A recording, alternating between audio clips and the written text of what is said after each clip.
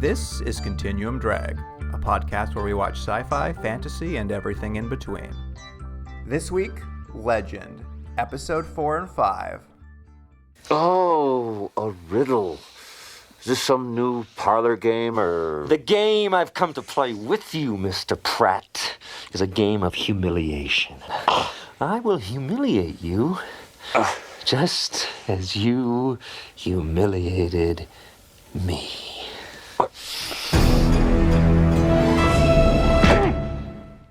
Welcome to Continuum Drag, the podcast retconning history. I'm Luke, here with my co-host Jordan. What's real, Jordan?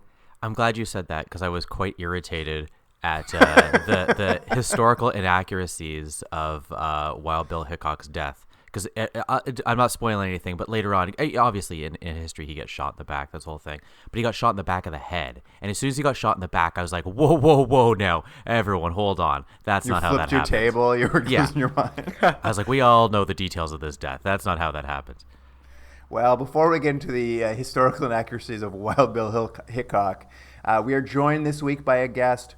Welcome to the show, Sung Soo, who also goes by Chris. Thanks for coming on the show. Oh, thanks for having me. I've been listening to quite a few episodes, but to be honest, many of them were kind of what I would call like a responsibility or duty to the show rather than really enjoying it.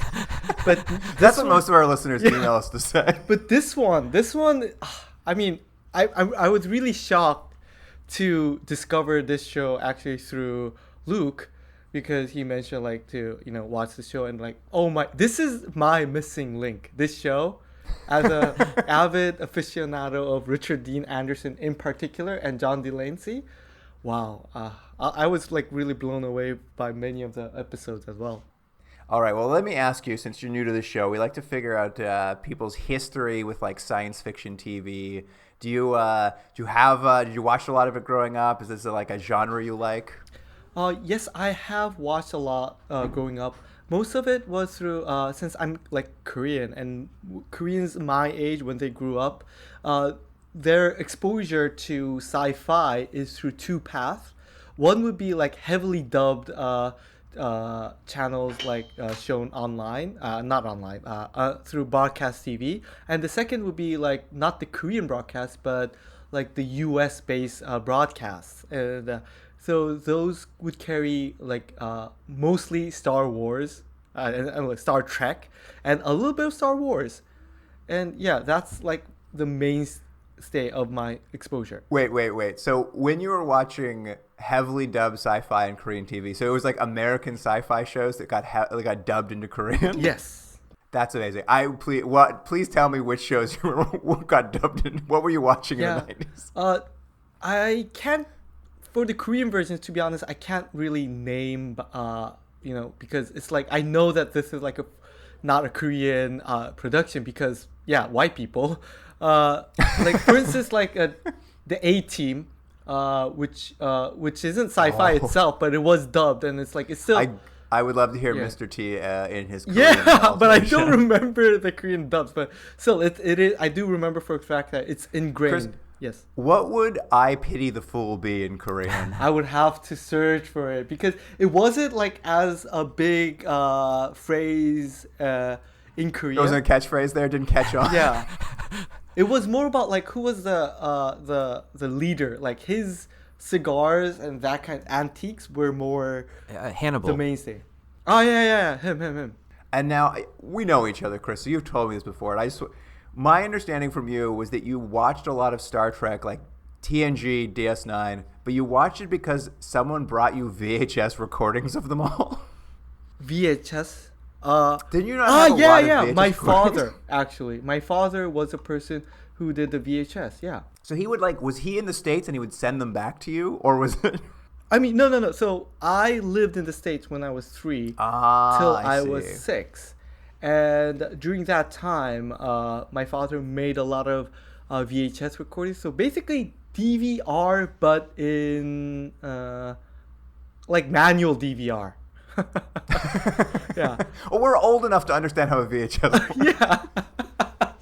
So now he threw away most of it and he digitized a lot of it. So it's not like live Wait, like that. Yeah. you still have them all, but they're digitized now? Not a lot of them, but yeah, Okay. like several of them, yes. They're digitized. Just the best ofs, just the really good episodes. Oh, of course. And Just the ones where there are like recaps of other episodes, the clip shows? yeah, but that was enough to like help me really go through a lot of the Star Trek episodes. That being said, it's really unfortunate because some of it I did not have a really strong concept of. So I've seen a lot of episodes of Star Trek, but the seasons and the different like Deep Space Nine, like Voyager, it's all jumbled up because it was not well documented. It was just like there's a VHS saying Star Trek. That's all the information I have, and it's like interleaved with not just Star Trek, but with other like soap operas, like Star Trek, like I don't like the Next Generation soap opera, like Deep Space Nine, original series, the movie, Voyager. But in my juvenile brain, it's like not in. Like, Days of Our Lives is also a Star Trek show. yeah, exactly. It's like a Seventh Heaven, and like Saved by the Bell. That's my favorite Star Trek. Seventh Heaven. It's just there's definitely a lot of America's best home videos. There's a TV series in the name of that. Like, yeah, so like. We know it's a classic. Yeah, it's like I remember them in the chronological like. Each episode is like just one day because that's how the VHS works. So like all the Star Trek and other soap operas, they're just melding in. So did your dad just at the beginning of the day put in the VHS, hit record, and just let the tape run out, and they go, "There we go, we got something for Chris"? I mean, it was primarily for his own consumption, but basically yes. Yeah, that's how it went. that's actually a pretty amazing time capsule of television at this time. If you still have copies of that, just to see what sort of like a couple hours of programming was like. I follow a TikTok channel. It's a American actor comedian runs it, but like he's a guy who's collected VHS tapes for years, and he's now just started digitizing them. And he runs a TikTok channel where he'll mostly just go to the commercials inside of them and like be like, what commercials were running at this time of year? And it is truly, I can't stop watching it. It's such a time capsule. Well, Chris, you mentioned you're excited for Legend. Had you heard about Legend prior to me bringing it up? Or is this brand new to you? I have to be really honest with you. I have not heard of this show. And that's what's so amazing to me because, again, I am a Richard Dean Anderson aficionado. Like, I grew up with, like, his series, like both MacGyver and Stargate. So this is, again, like the missing link between those two series. And I'm still, like, amazed that I could have, like, missed this show at all. And, like, I think really the existence of this show is the reason of existence, raison d'etre for your podcast. Truly, that is a very accurate description of why we exist. But I think you do make a good point, though. This is the show in between his two much larger, much more popular, longer shows, was this weird little anomaly in between in his career. And again, I think we talked about it previously. Like, I think he just was so big after MacGyver. They're like, what do you want to do? And he's like, I want to be a cowboy. And they're like, all right, this guy's a hit maker. And I don't think that's what this was until Stargate kind of brought him back as a bona fide TV star. Yeah, I think that's really accurate. Yeah. He really just wanted to do that sort of accent he's doing where he can yell what that sounds like a duck quacking every single time. I think it's the mustache. All right. Well, enough prelude. Without further ado, why don't we get into the episodes? Here's the IMDb summary for episode 4. Custer's next to last stand. A mystery man with a golden eye patch is threatening Pratt's life. At the same time, Pratt also has to deal with problems from Custer. Can I say something right off the bat on this? And there's a question for both of you. The man with the golden eye patch, Jimmy, whatever his name is, doesn't matter. They sort of imply and disagree with me if you want. They sort of imply that he almost has some sort of magical, mystical powers. Would you not agree? There are at least 2 instances in this episode where, at one, he has a gun at old Richard Dean Anderson's Pratt, and then he just disappears. And they're in the middle of nowhere, and he just disappears. Like, how do you do that? And then at the end of the episode, where there's this big action sequence, he falls from the blimp, and they're like, "Oh, he's dead." And then like, no body's found. He's gone. He somehow mysteriously went away again. But they don't mention that at all. Like, do you think that's a thing where like it's actually supposed to be that this guy has some sort of mystical abilities, or is it just like it's a convenient way to write him out of the episode? That isn't that bizarre? My answer for the first part would be that it's just the first disappearance is it just adds to his mystique, as in like mysterious stranger as a trope in both TV and media is like common, and it's just more to reinforce that he is like very resourceful to the point maybe you can argue like magical, but like at least during my viewing I didn't get it was like didn't make sense level, or it could be explained away logically. And the second one, I think definitely it would be a strongly he could have like died and like maybe hit the river, or like it just body got carried away, or he's some kind of magical, or he somehow survived. So you're thinking it could go I think either it's way. like an easy, like a cop out for like the writers. Cop out is right. I think it is probably also cop out, but I just think they could have just easily leaned into it to be like, yeah, maybe this guy, like, I mean, this show is, you could do anything really. Like, it could be as out there or as silly or whatever as you want, because they've established that as the world. But they sort of just were like, it's convenient for him to just be able to disappear because we don't want him to see the guy running down the trail, you know? Well, it's so funny, John, you mentioned that, because there is a point, like, it's like a medium on Pratt, and then like he's just talking to someone, and then suddenly the bad guy shows up with a gun next to him immediately. And my first note as it happened, I'm just like, where did he come from? There's nowhere he could have possibly been hiding. They would have seen him coming from miles away. And then like he also disappears. But I when I was making that note, I was just kind of making fun of like, it is a TV trope where you just like, they're like, oh, whatever, he just pops up, like who knows where he was. And if you think about it too hard, it doesn't make sense. But then they pull the camera back and they're like, he disappeared. I'm like, why are they commenting on it? I think like there's a missing part that I would like to pick your brains on, which is, have you guys seen like the episodes but up until the end after this episode, or just? No. This is as far as we've been. The thing is, like, you guys already discussed this part during the pilot, that how the narrative device of like Ernest Pratt versus this like legend figure, people quote unquote know him, but they couldn't have because physically he wasn't there. But it's explained during the pilot like how he replicated that like identity. But this mysterious stranger has history again with the legend figure, but it's not explained how. And if it was to be explained, it would have to have been like some kind of other outside of the narrative thing, or during the first 2 episodes. Well, we'll get into it. We'll get into it because I think I can explain that. But let's get into the details of this, because it opens on word getting out in the newspaper that Pratt is meeting General Custer and his wife Libby, and it's a weird runner in both these episodes that for some reason whatever Pratt does ends up on the front page of a national paper. Yeah, he's that big a star. Oh, wait a minute. Isn't it like Nicodemus Legend being on the first page and not? Well, that's it. They always call him Legend. They always refer to like Legends, but even though like they really mean that the writer Pratt is. I mean, that is obviously part of the confusion around who's I think who it's in keep this, reinforcing how popular his book / identity is. I guess so. Yeah, I guess that must be I just have so much trouble imagining he's that popular in this world, but apparently he is like the biggest star.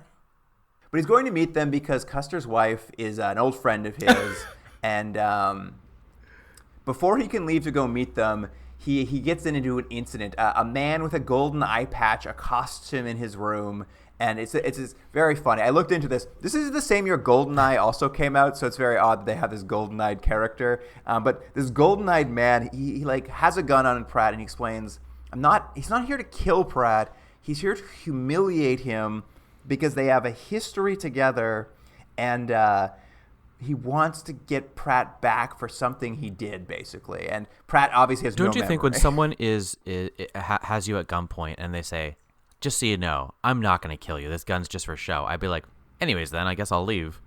Do you guys do quotes? Because like Yeah, you have a quote? Do you have a quote from this? I mean, there's so many quotes that to be honest, I had like a very difficult time like cutting them down. But I'm not sure if you guys do quotes, and if you do it like at the end of the episode or in chronological order. Do you want? We will save you a quote corner okay. at the end. Okay, yeah. Unless if it's pertinent to right now, though, feel free to do the It's pertinent like time-wise, but not necessary to the plot. It's just like, obviously you guys seen MacGyver and Stargate, and Richard Dean Anderson is Richard Dean Anderson. He just has these one-liners or 2-3-liners that's like just so quotable. But like if we quote every single of those, we will fill the episode with it. So like maybe we can do like a later section so you can like cut it out. Let's save it for the end. If you need to. And I can make a bonus episode. Yeah, you can add it in as necessary. Yeah. At any rate, this sort of establishes like the stakes. We know Pratt's off to see Custer, and we know there's this golden-eyed man who's out to get Pratt, and it sets the stage for Bartok driving Pratt out to meet Custer in his new steam-powered land locomotive. Another wacky invention from Bartok. Did we mention, Luke, what his relationship with Custer's wife is? Because they have to really push in that he's a ladies' man, so he's had a previous relationship with her. No, but they're always like he was good friends with her because he doesn't sleep with other people's wives. I mean those are part of the quotes I had, but it's left really comically ambiguous as to that. And Custer's wife wants Pratt to come because essentially Pratt used to be a reporter and they needed Pratt back from his reporter days to help her husband because he's trying to expose a bunch of financial malfeasance being perpetrated by Republicans in the War Department.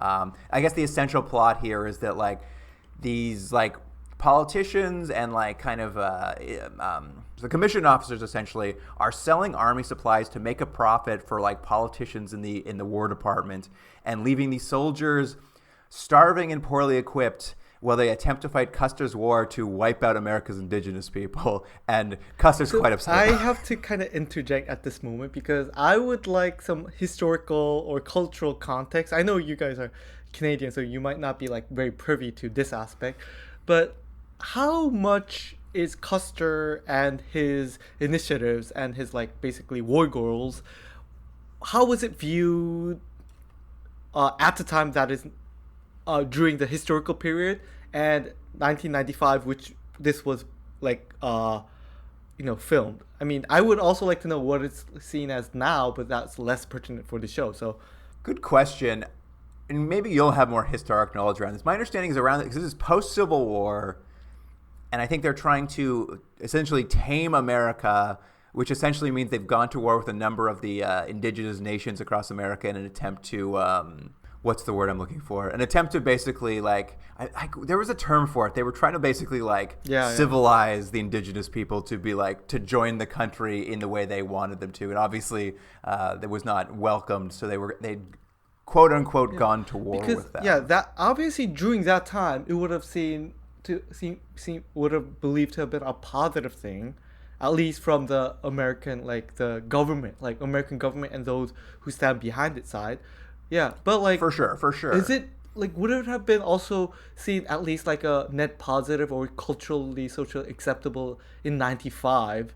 Because like they're helping this guy who is going to genocide a lot of people, and like he's portrayed as a good guy in the show. This is a good question, and I had that same thought while I was watching too. I'm like, is Custer a good guy? We've seen other episodes, like in the last episodes we watched of this, there was a whole thing about the old Confederate soldiers trying to get some revenge on what's his name, Jordan, Pratt? The president.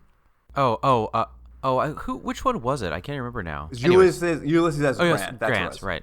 And the idea was that the whole thing was kind of played like, oh, they're good people on the Confederate side. They're good people on the Union side. They just need to like come to see each other's point. And definitely felt like here too. They're like, they weren't saying like it was a good thing, but they weren't like, but they also weren't like Custer was being portrayed as kind of a hero. Yeah, in this show definitely.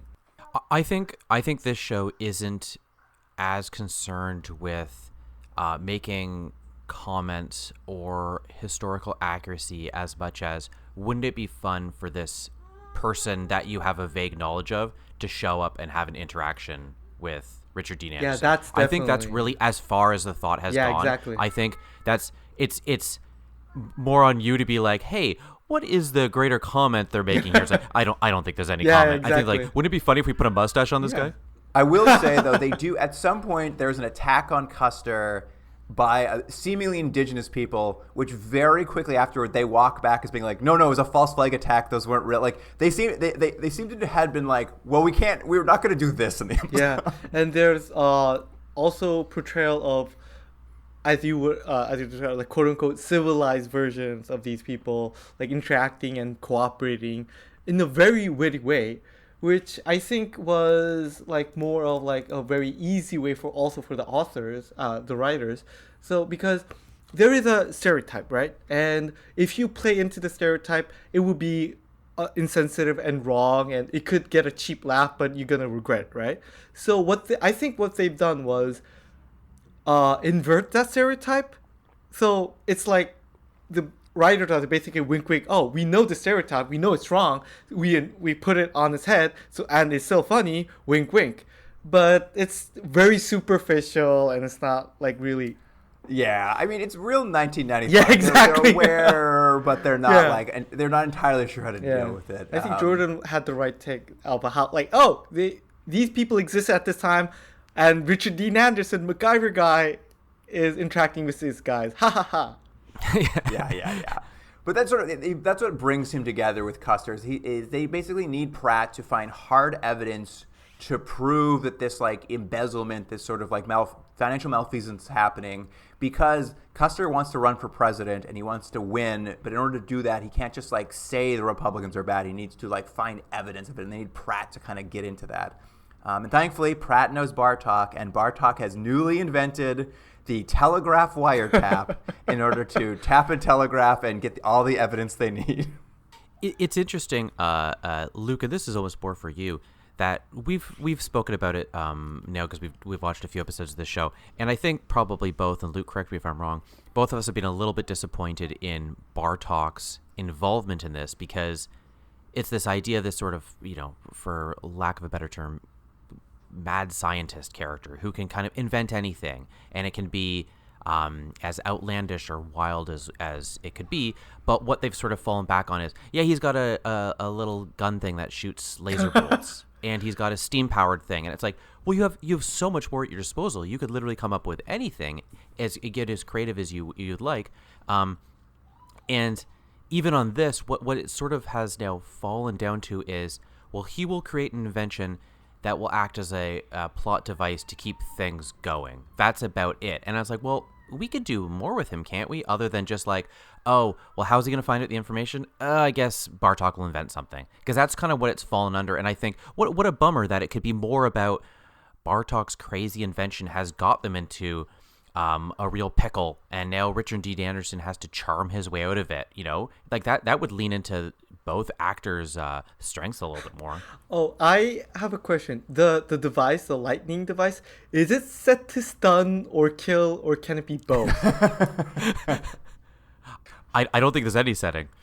So does it stun? So far, it hasn't killed anyone. Yeah, that's that we know of. Actually, that we know of. That's actually a very important point, because during many of Legends like battles with indigenous people, he doesn't use a gun. Even when other people are using guns, even in self-defense. I mean, if somebody's trying to kill you, if you might be in a morally gray area for being there in the first place, but as soon as somebody's, bringing a gun on you, it's kind of self-defense, and like it's widely considered, yeah, you can kill somebody shooting at you with a gun, right? But here, Legend uses that specific device, which gives him like cover, like, oh, he is acting in self-defense and he may or may not be killing them. And if killing is a bad thing, we can retcon it as being stunned. So it's like also another kind of escape hatch for the auth writers for, oh, he's a morally good person, even if killing these people are wrong, he didn't technically kill them. Well, it's also an interesting point, and I read this this week, and this may be true, this may not be true, but it also might just provide some context for. Apparently, Richard Dean Anderson is very anti-gun as himself in life, and he made a point in both MacGyver and in this show that he didn't want the characters ever to use a gun because he just doesn't like that and thinks it's a bad portrayal of things, so he wanted his characters to never use guns, which I think tracks. Whether that's true or not, I'm not sure, but it was something that I had read, and that's interesting. Does seem to make sense for at least this show. Yeah, what we've seen in the show, I don't think I've ever seen him use a gun, and honestly, he's portrayed more as a coward anyway. Like, it fits the character, but an interesting stance, if true, from Richard Dean Anderson. It's interesting, actually. Both of you were talking about kind of dovetail here, because with the evidence they have, they essentially head out on Bartok's land locomotive. This is when they get like ambushed by this false flag attack by these like people who appear to be indigenous, but we find out very quickly are not. And they are only saved once again by Bartok, who has no character other than being like, everyone put on your gas masks while I use my new invention, weeping gas. And it is just that like Bartok has no character trait. He just like, anytime anything happens, he's just like, check out my new invention. I was just like, okay, weeping gas. Is it just me also? Has his accent changed? Is he doing a different accent now? Oh man, you couldn't keep up that accent that whole time. You gotta let it slip. I think you're right. I think he's gone into a much more comfortable accent than the like really bad, vaguely Eastern European one that he was doing in the pilot. Anyway, as this sort of progresses, is Pratt's able to determine that the attack was a ruse when he goes to see, this is what you were mentioning earlier, they go to see a Cherokee entertainer he knows, who is able to tell them that, like, yes, I had heard via the grapevine that someone was putting this attack together and, like, getting a bunch of, like, elements together to make it appear as if it was an indigenous attack, but it's in fact an assassination attempt on Custer. And there's like a weird side plot here where this guy's been trying to get Pratt to take him on tour when he does his book tours to like bring a traditional what this guy does. He's an entertainer who shows like tourists traditional ways, and he wants Pratt to take him around. And Pratt always says no. And he's like, "I'll tell you the information, Pratt, but only if you get me a show in Sheridan 3 times a week."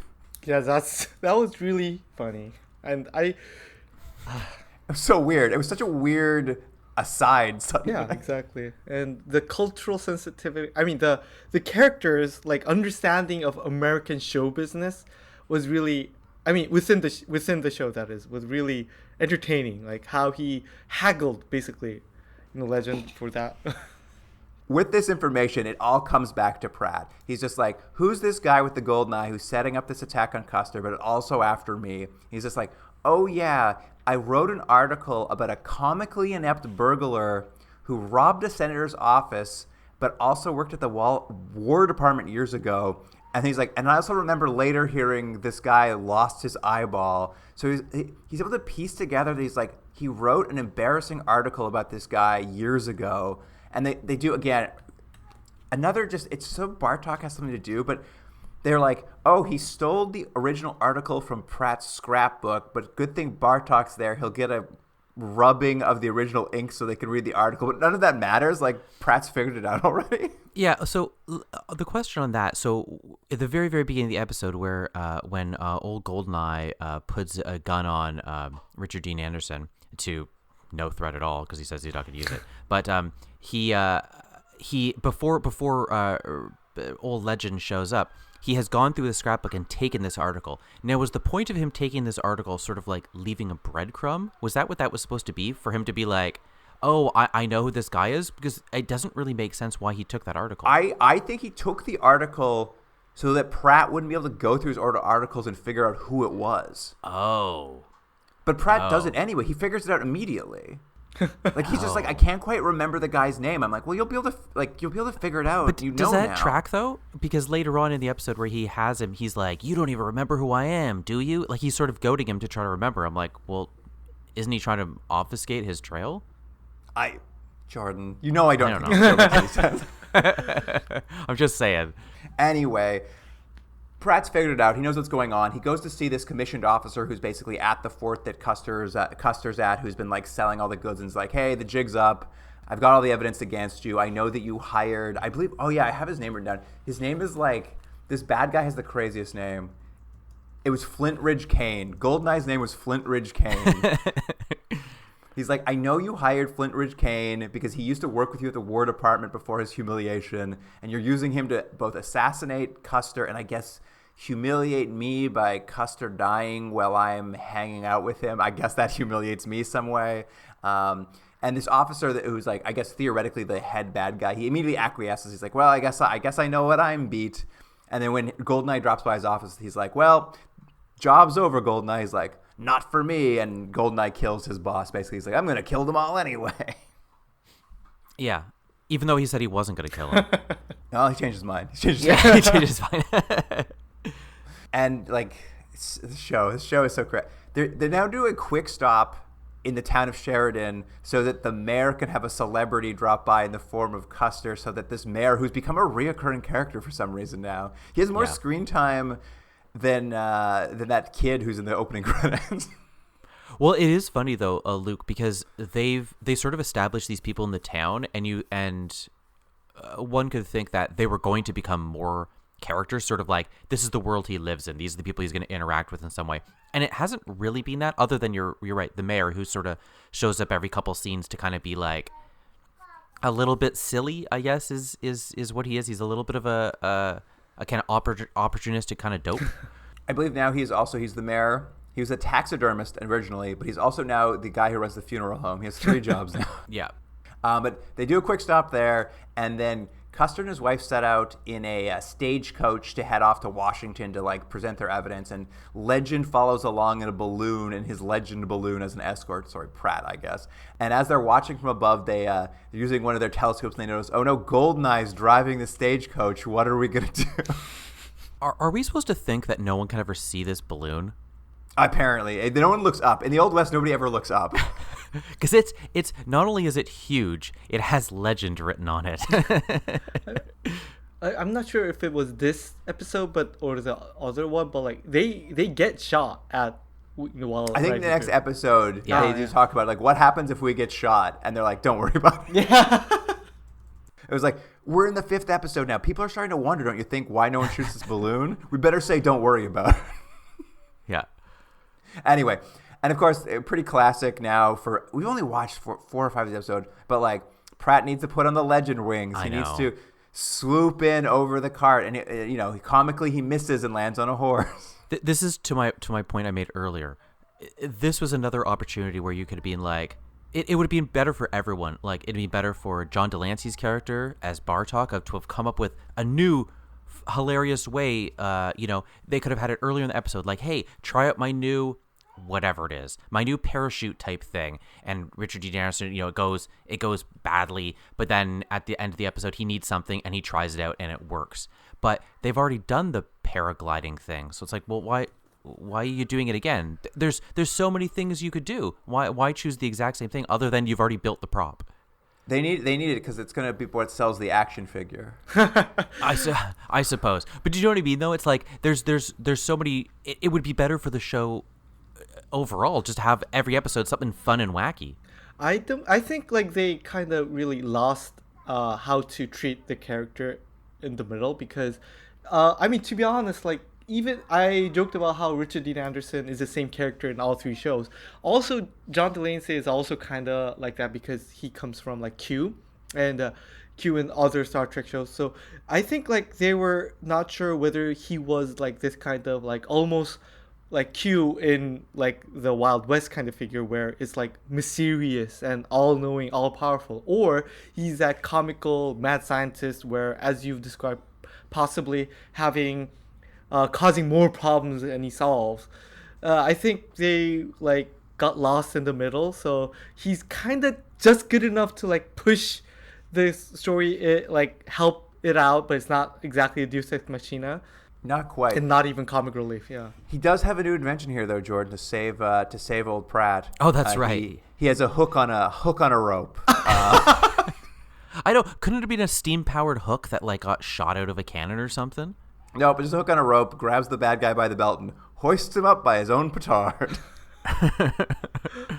Because this is what happened. They hoist him up into the air. The day is saved, and it's such a weird scene. You're right, because the bad guy's just like, I'm gonna get you, Pratt, and he cuts the rope that's holding him up, and he falls like a terminal distance. He falls a distance to your die, and you're like, well, that's it, he's dead. And then later they're just like, he escaped. I'm like, is this gonna be a real? Do you guys think this is like an important villain for us to reoccur? Yeah. Well, that's the thing. If they had spent any more time developing him, like maybe it would have been a really, and nothing against this actor, but maybe there would have been a really engaging performer, or they would have written the character for this really interesting backstory or characteristics. And you'd be like, I want to see more of this guy. As to Chris's point, like someone like Q, where in Star Trek, you're like, yes, it's another Q episode. He's funny and he's interesting. And there's something to it. It's like this guy with the golden eye patch, other than the golden eye patch, what's his defining feature? And that's not interesting. Yeah. And for instance, like this episode is also like other episodes, like there's a villain and Legend saves the day with like his alter ego Enos and like Bartok.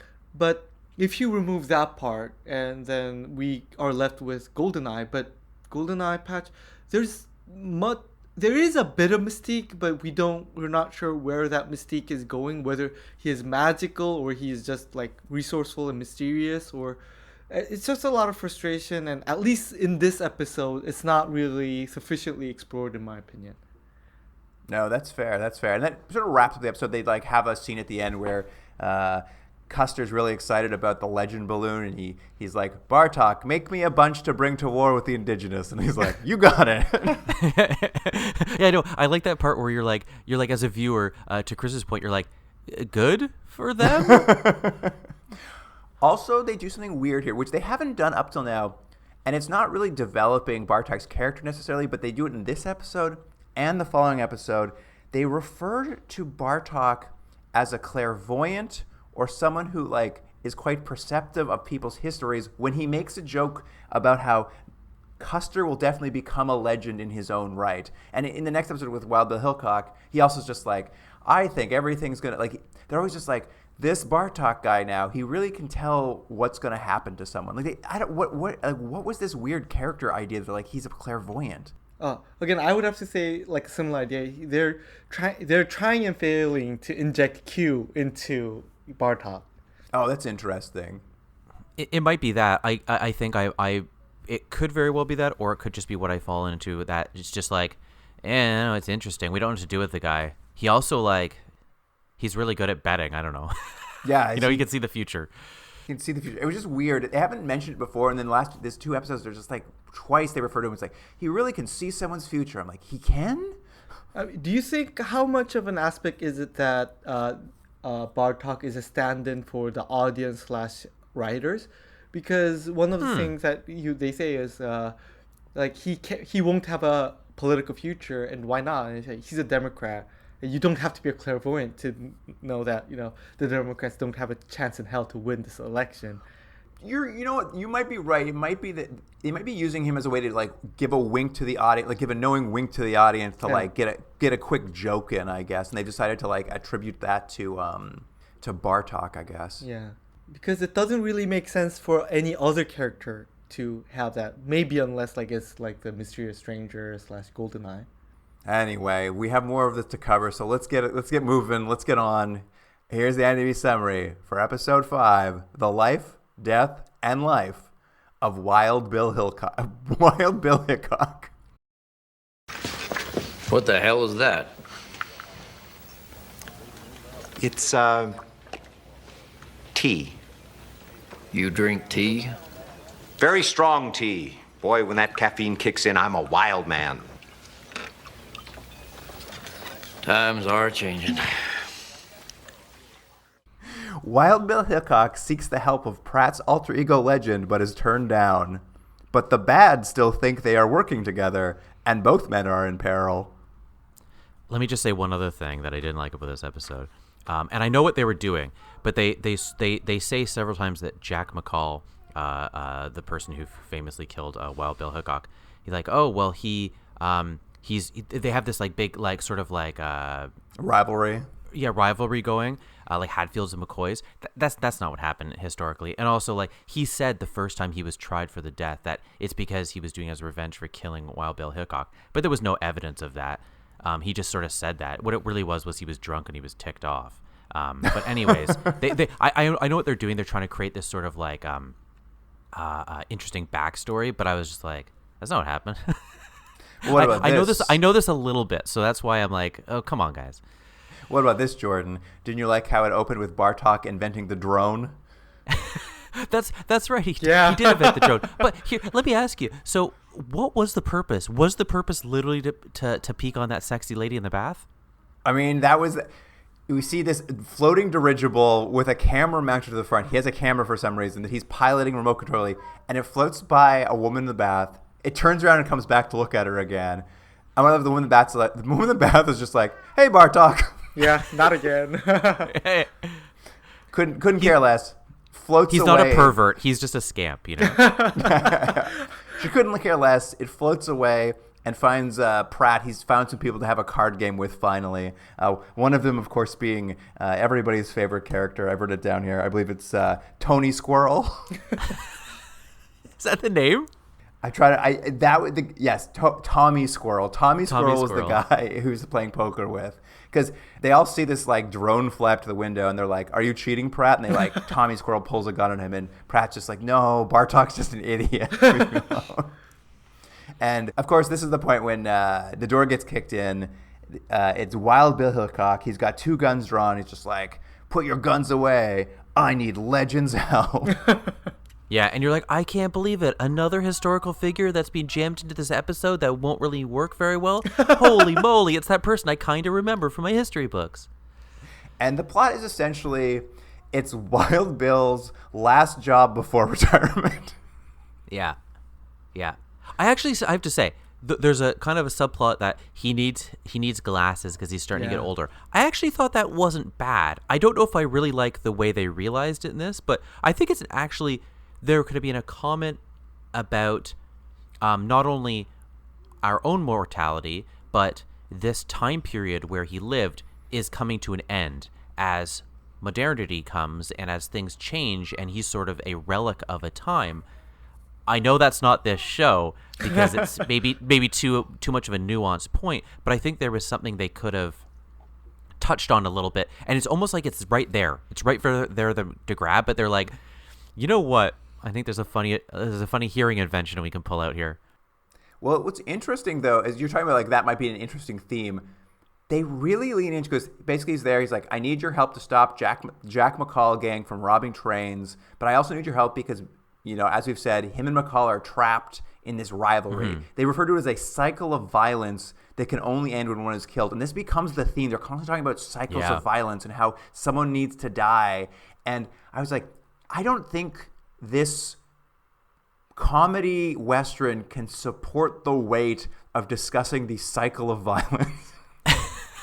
Well, it's a good point because they need to keep it light, with levity and with comedy and kind of antics at all time. So it's weird to pick. Like, again, this is a sort of a famously violent thing that happened. So it's funny to be like, let's put a little knowing little wink on this. We're gonna have a good time. Don't worry, everyone. I think Jordan has a really good point about how this could have been a commentary on, like, you know, how times change, and this is maybe a commentary on mortality of an individual or of a time period or a culture. I'm actually surprised because I actually thought that this episode was doing that, and now I'm realizing no, it was, as Jordan said, it was there, but they're just like, they could have added just a little more commentary to make it that, but they just hilariously fails to do it. Well, that's just it. Basically, Pratt finds out that his publisher told Wild Bill Hickok that Legend would join him on this adventure. And of course, in what has become a tradition on the show, Pratt turns him down immediately.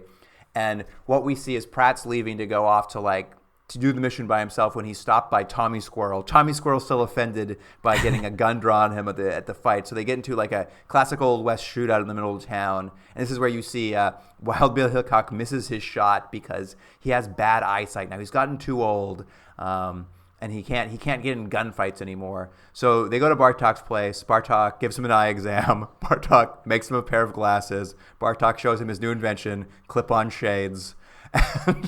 And they make this point here to the overall point of the idea of aging and mortality.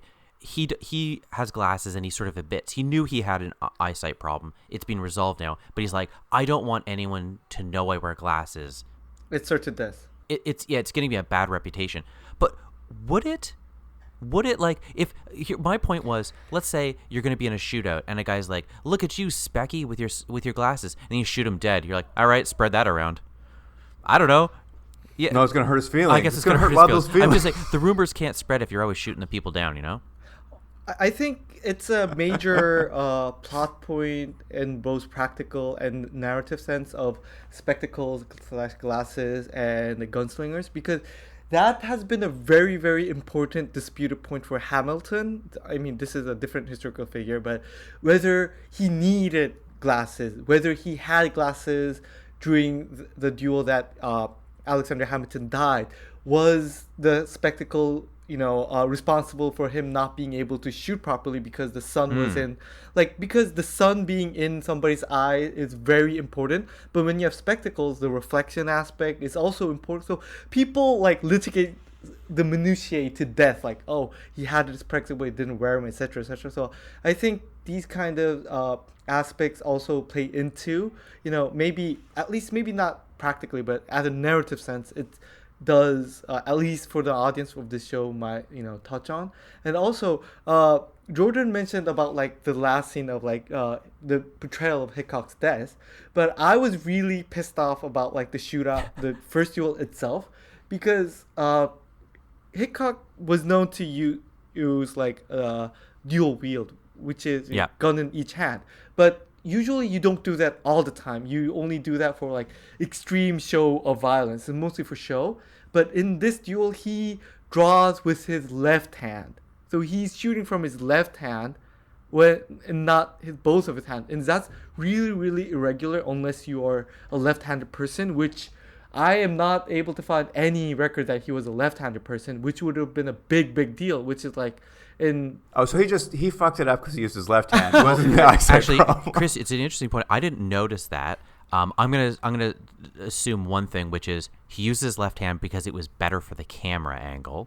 Yeah, definitely. But you're right. It's an interesting thing because for years and years and years, up till very recently, what's his name?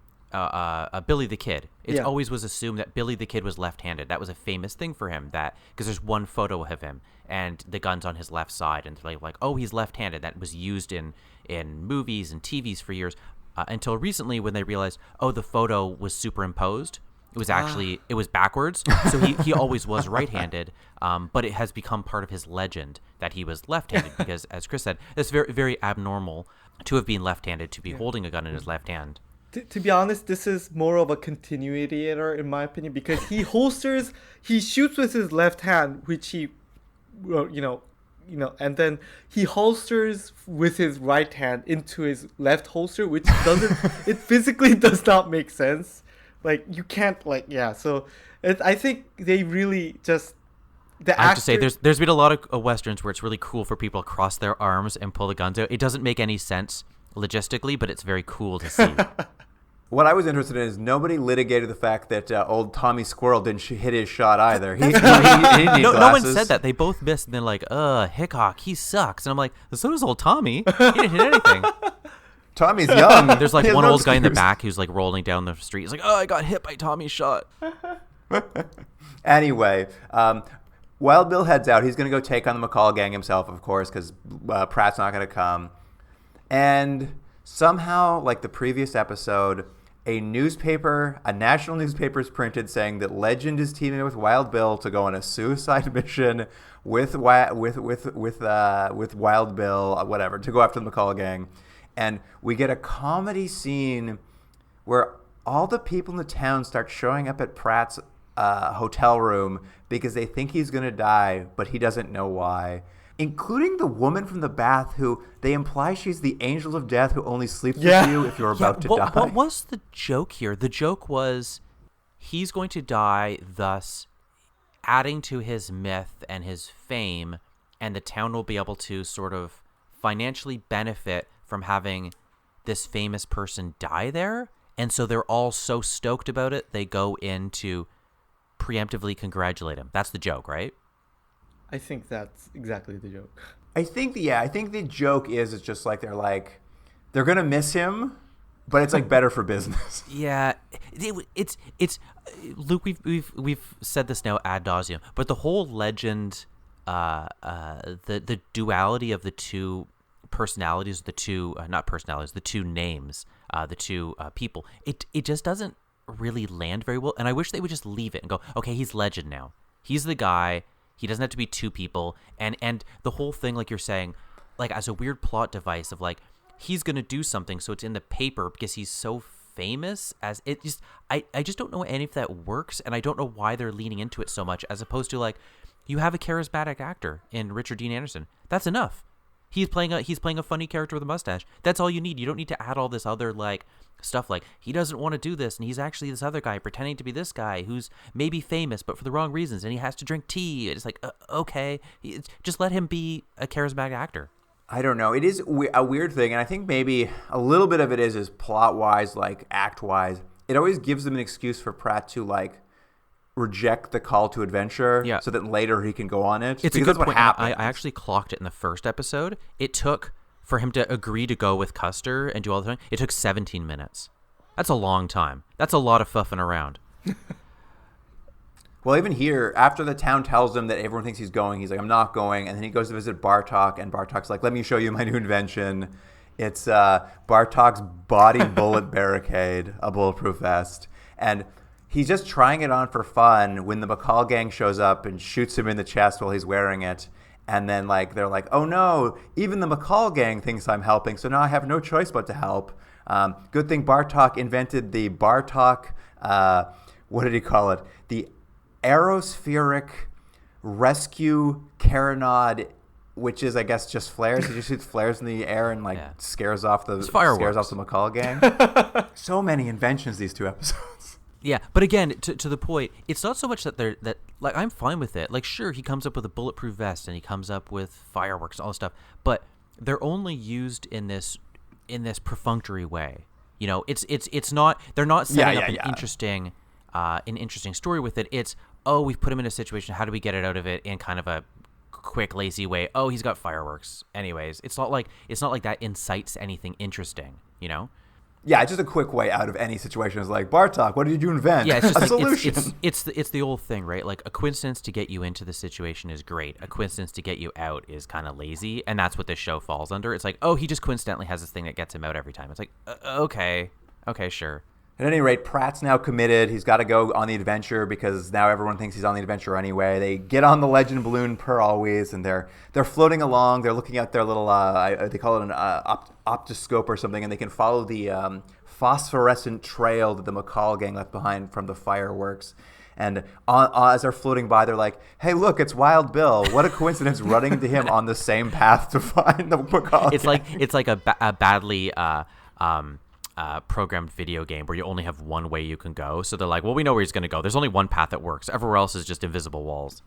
They break out the old lightning ball gun they used a couple episodes ago, shoot at the McCall gang, and then they Pratt jumps off on a rope and scoops up Wild Bill, and they fly him off to safety. Yeah. But it's done in a real fun adventure way, a real Errol Flynn, you know? And what's really crazy is they've scooped him up, real Errol Flynn. They get him up to the balloon, and they're like, well, Wild Bill, the U.S. Marshals will now pick up the McCall gang. They're just around the corner. The mission is over. And I was just like, what? What do you mean? And it's just so that they can get in a fight with Wild Bill, but at no point did they ever establish that anyone else was coming in to solve this problem. But they're flying away, and they're like, Wild Bill, it's over. You can still get paid, and someone else is going to solve it. I was just like, since when, you guys? It's personal. I mean, I don't know. Where did that – I don't know. Anyway, I was like, where's this turn from him? But it is just so that Wild Bill can get mad because he can't walk away because he's in this cycle of violence, and he has to one of them has to die. So he pulls his gun out and puts them at gunpoint and says, "Hey, you need to take me to kill McCall, or it's never going to happen." And he gives this speech to Bartok, because Bartok's Bartok's got this moral stance against killing in this episode. And he gives a really impassioned speech about how science perpetuates the cycle of violence by creating the methods of violence that people like him use, and that scientists don't have clean hands like Bartok says they do. And it's such a heavy, complicated speech for this show about lightning bolts and like peeping on a woman in the back. Well, it's interesting they made that comment in this episode and not the previous episode, where he's discussing giving the weapons, these technological weapons, to the army. It's like, well, that's the episode. But again, I think you're right, Luke. The point, it's not that it's not an interesting point, and it is. It's that, is this show capable of delving into anything that nuanced or subtle? And I think the answer clearly is no. No, it's not. So, how do you do that sort of thing? Do you either just not mention it, or do you lean into it? I don't know, because I don't know if they're probably too clumsy to be able to handle anything other than what they're doing, It was just such an odd tonal shift for the show to suddenly have this, like, we're gonna talk about something serious now, and it's just like, it's so weird. It came out of nowhere, I felt like. Anyway, he's got them at gunpoint. He makes them turn the balloon around, and as you said, Jordan, they fly the balloon directly over top of McCall's head. Does not notice at all, and I guess Wild Bill's just gonna shoot him in the head from the sky, but Pratt intervenes. Bartok tries to shoot him with his knockout laser, hits Pratt instead. Pratt falls off the balloon and is essentially taken hostage now by McCall. So now they're in a real pickle, because while they were scuffling, Wild Bill's glasses broke, so he can't even see to save I just thought of a great thing Bartok could invent. Some sort of mirror system so you can't see the balloon. There you go, guys. Done. I solved it. You should be Bartok. Exactly. Well, Jordan, instead Bartok invents a new invention on the fly to save Pratt. It's a pair of headphones that he can basically run Morse code to remote control drive Wild Bill. And not to belabor this point anymore. It's the last time I make. But I'm fine with it. This is a fun, interesting, cute little invention. But they could have done this earlier in the episode, and it should have been what got the episode going. He has this invention. Legend tries it out. It hurts his ears, or something silly happens, and it blows the windows out, or blah blah blah. And because the windows are blown out, it incites some other action. That blah blah becomes Wild Bill, and then it gets us into this thing. And then, oh, wouldn't you know it? At the very end, the same thing that got us into this problem is now useful in some way because he's done some tinkering. That's at least a somewhat more interesting thing, as opposed to, oh, conveniently, by the way, I can make this thing that's going to solve this problem that we mentioned earlier on, but wasn't really a point of the episode, his eyesight, because we kept talking about the violence, which was the point of the episode. You're like, okay, sure. It's just so easy, and it's like, it seems that there is an easier way to write this that would make the show better, Fair enough. I mean, I think we've seen that going through this, but yeah, it is mostly just into this comic scene where Hugh got a funny helmet. That's the point. You're right. That's exactly what it is. They're like, wouldn't it be funny if you wore a funny helmet? And I think that's as far as the thought went. Essentially, it works. Bartok's able to remote control Wild Bill, so he shoots all the bad guys. Except at the last second, one of his other inventions haywires. So when Wild Bill doesn't know to shoot, he gets shot in the arm by McCall, and Pratt has to step in to stop McCall from killing him. McCall runs away, and Wild Bill is saved. And they've stopped the gang, but haven't ended the cycle of violence. And we go from there, and we see Wild Bill and Pratt. They've come in to Deadwood. They've apparently delivered the McCall gang minus McCall there. And Wild Bill's just like, I wish I could retire now, but I can't until one of us is dead. And they bid farewell to each other. And then a mournful rock ballad starts.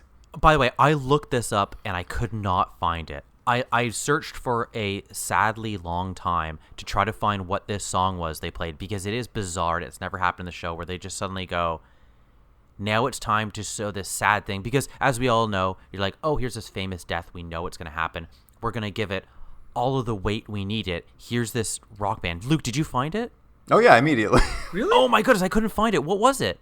It's a song called House on Fire by a band called King Size, who I looked into. I gotta listen to it. I tried to find the band. I think they're just a band who like you can call on to like if you need a rock track for a thing. They don't really have like any like social media presence or anything like that. I think they're still going. I think it's interesting because I think that song was also added for copyright reasons for the Blu-ray or the DVD version. Because there's an original airing, right? And then there's a DVD version, which I would have to assume, with like, I don't have a lot of evidence, but well, there is a version of this show online on YouTube, and I would assume that that version was lifted from the DVD version. And I had the same thought as Jordan, so I was trying to look for it. But the reason I stopped looking for the song was not because like it was difficult to find, but in the comments of said version lifted online in YouTube, there is a comment that says, "Oh, I'm really sad that they changed the song from the aired version, and like on the YouTube/DVD version, it's different." And listening to Luke's explanation that it's like basically, it's like a song for hire for the band. I think they had a song that was copyrighted, so when they made the DVD version, they couldn't use the soundtrack they used for the air version. So they hastily got that band to like just make some a song that fits the bill and like use that version for the YouTube/DVD. I also saw that comment saying that some guy saying this is not the one that was in the original airing, so this ruins the episode for me. Ruins the episode. I, however, went a step further than Chris, and I commented, "What was the original song?" And the man replied, "The original song that played during the assassination of Wild Bill Hickock was 'At My Funeral' by Crash Test Dummies." Oh my god. Wow. That is better, to be fair. And you have to believe I've already cut that for social media. I've got the version. I've cut it with the original song, so you're going to be able to watch that. Yeah. That's funny. But yeah, it essentially becomes like this slow motion drama, like very heavy drama about the events leading up to the assassination of Wild Bill at this card game. Like it's no longer an episode of like Legend; it's an episode of something else. I wish it was an episode of Deadwood, since they're in Deadwood. I thought Swearinger would walk in or something, but it's very heavy. You see at the end of it, Wild Bill Hickock being like lowered, his coffin being lowered into the ground, and the camera pulls back. As it pulls back, Pratt and Bartok are standing there, and they're like, "Well, we faked your death, Wild Bill. Thanks for wearing the bulletproof vest." Yeah, and it's like whatever. Historical inaccuracies aside, I'm fine with it. It's fine. It's what the show wants to do. It's like, isn't that hilarious? But then why did we spend the last 2 minutes in this somber music scene? You just undercut it right at the end, which is wasted my time. I will say there was another comment in those YouTube videos, which we don't talk about the comments on YouTube video very often, but there was another one that was just like, wow, that ending really undercuts the cycle of violence theme because it gets him out of it with nothing. Like, it would have been better if Bartok and Pratt were, like, struck by how violent the world is and, like, the death that caused Wild Bill and, like, how violence doesn't solve anything. Instead, he just gets to go live a happy life. Yeah, exactly.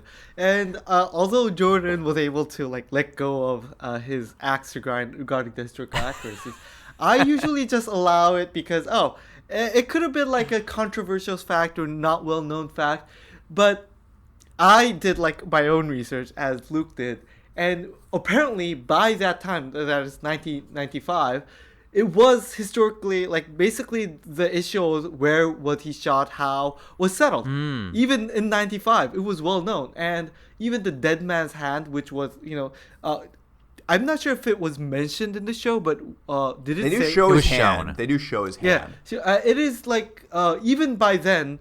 The hand, which was like eight of spades and clubs and a covered hole card, it was an ace of spades and clubs. It was well known, and I could even find Usenet posts.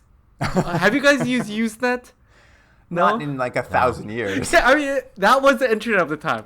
And Usenet post, like, conclusively stating that he was shot in the head, the detonant hand was this. So, hey, I mean, you guys can take liberties when it's kind of more ambiguous. But, I mean, even when this show was made, it was like, oh, this is conclusive fact, and you guys are twisting it? Like, then at that point, you guys are like just insulting the intelligence of your audience. Like, you guys don't know Bill Hickock. What they're leaning into, and this is going to be a terrible example, I'll state from the beginning, is they're leaning into a history sort of like Bill and Ted.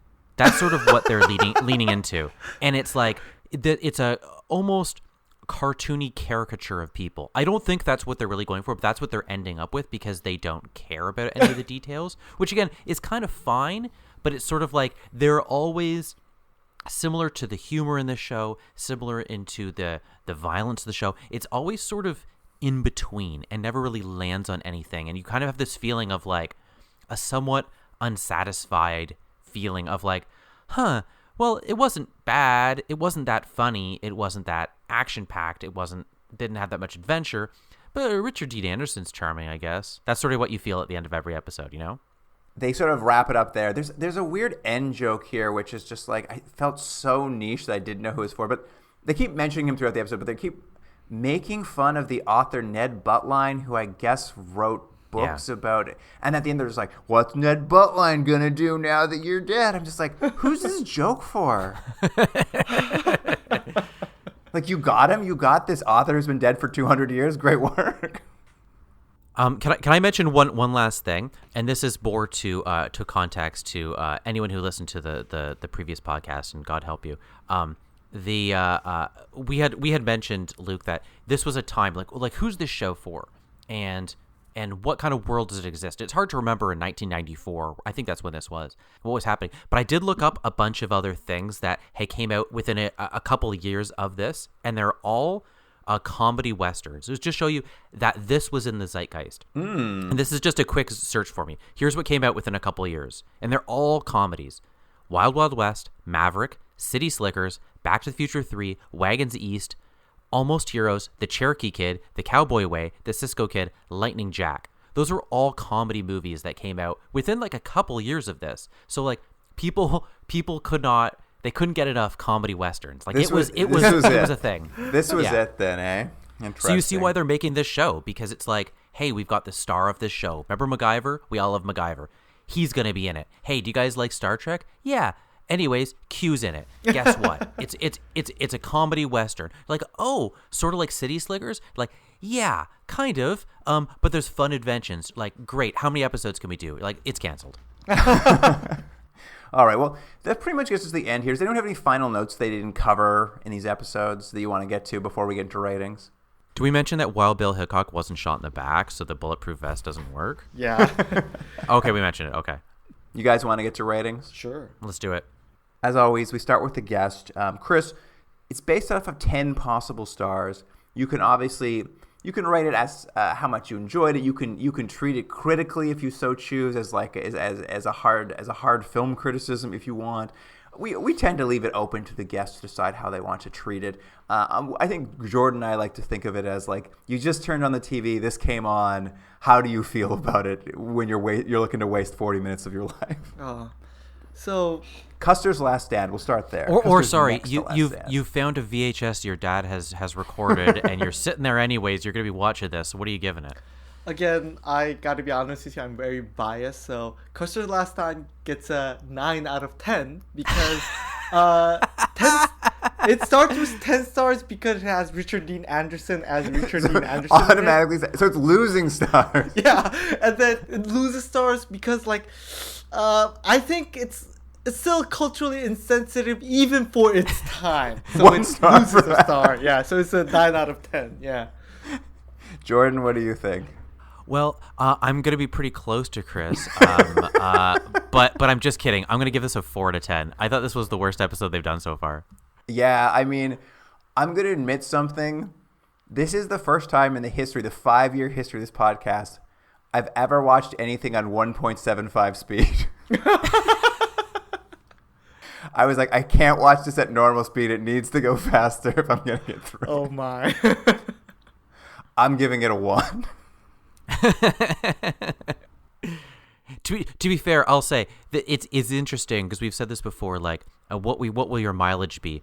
If you're a Richard Dean Anderson super fan, you're giving this a 9 out of 10. If you're somebody who hates westerns and steampunk type inventions, you're giving it a 1. So where the score is, I don't know. I've come somewhere in the middle there. All right. Next episode, the life, death, and life of Wild Bill Hickok. Chris, what do you think? Again, like, I'm sorry, but it starts with a 10. But Okay. again, it loses. You're consistent. Yeah, it loses. I'll have to say, like, this time 2 stars because of its historical inaccuracies. Again, even for its time. I'm not trying to litigate them for, like, what they've covered in the last few years. Okay. And the second star they lose is because, like, again, there's so many, like, the easy way out for this narrative is the profound one, and they somehow lose track of it in both the mortality aspect and circle of violence aspect. So, yeah, they lose 2 stars, so 8 out of 10. Jordan. I'm going to give this a 5 out of 10. It would have been better. I think this was a marginally better episode, but I was thinking after. You know what would have been better? Hickock can't see. Bartok does emergency eye surgery on him. Oh. So he's blind for a while. You can still get the thing at the end where he wears the headphones and they have to get him through, but he's blind. That's a much better episode, right? That would have got one of Chris's scores. That would be better. I mean, it's not a good episode. Obviously, I don't like this show. I will say what I enjoyed about this show was its, like, wild late game tonal shift into, like, hard drama with a rock score to it, which I was just like, this is insane. And, like, listen, it's not a great song, the original one, the one we watched, the House on Fire one, but it works for the scene. Like, it does kind of, like, it's got, like, it's campy and weird, but, like, kind of, I don't know, I enjoyed it. I don't think this show works very well for me. I'm gonna give it a 2. Well, you guys, Chris, you may not know this, but Jordan sure does. Yeah. We have now done 3 podcasts about Legend. So we're going to fire up the continuum break computer, and we're going to see what the current rating is for Legend. Luke, you're going to be so disappointed. That 8 and a 9, it's skyrocketing past that 5. I'm telling you wait now. a minute. You're never getting out of this show. Oh my god, yeah, you guys have an escape hatch, don't you? I forgot that part. I didn't know the guests also factor in there. Oh, they factor in. Oh, sorry, guys. You really gave a nice weight to that scale. You put your finger on it pretty hard. I mean, in my defense, I've made it clear multiple times to Luke that I'm a Richard Dean Anderson super fan, and if he did not expect these scores, it's on you. All right, let me type it into the computer here, and we'll see what we get.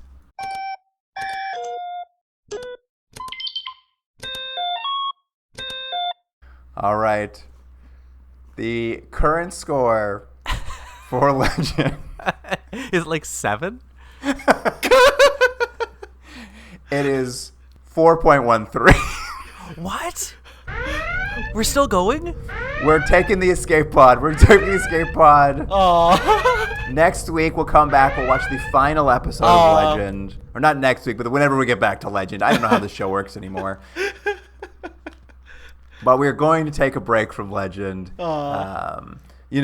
Someone may want to pay $50 Canadian to a charity to make us watch more. But until that day comes, we're reaching the end. Wait a minute. So, I did not know that Escape Hatch had that aspect of $50 Canadian to a charity. You guys have to be really honest to me, okay? It will influence certain decisions, okay? Be really honest. When somebody does that, do you guys feel good or like somebody showing interest and like engage in our show, or like, oh my god, I gotta watch this show again? Oh my, just honestly, what do you feel? Here's my honest answer. I'm always very happy when someone gives to charity, but if they give to charity and I have to watch a Forever Night episode, I am quite irritated because I hate that show. And every time I have to watch it, I dread it. I'm like having nightmares the night before. I'm like, oh no, I'm sleepless nights. I have to watch another Forever Night. Okay, I'll keep that in mind and I'll act accordingly. when people do a donation, we always feel it's always nice that someone likes the show enough to do a donation to charity. It's nice that charity gets a donation. But it's always like we've usually been gone from the show for so long. It's always kind of a shock to the system to revisit a show you haven't watched. Okay. Something you watched so much of in such a condensed period of time, and you haven't thought about then in 6 months, a year, and you're like, oh, I'm watching Tech War again?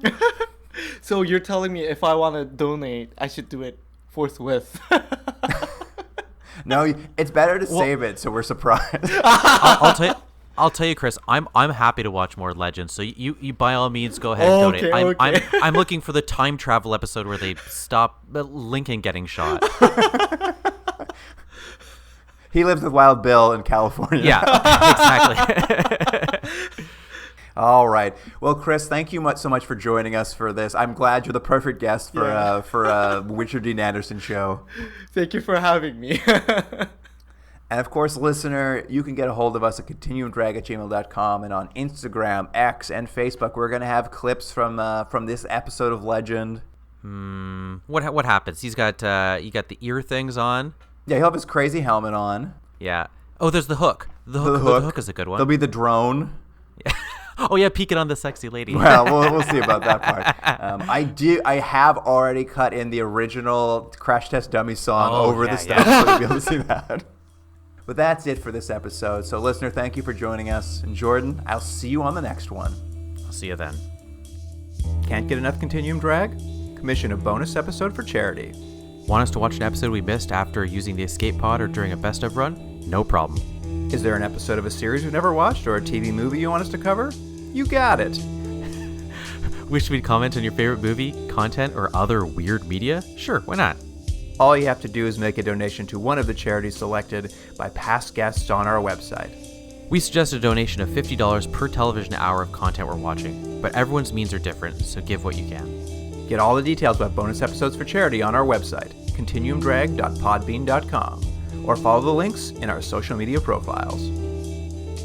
Continuum Drag is recorded in Ontario, Canada, and Seoul, South Korea.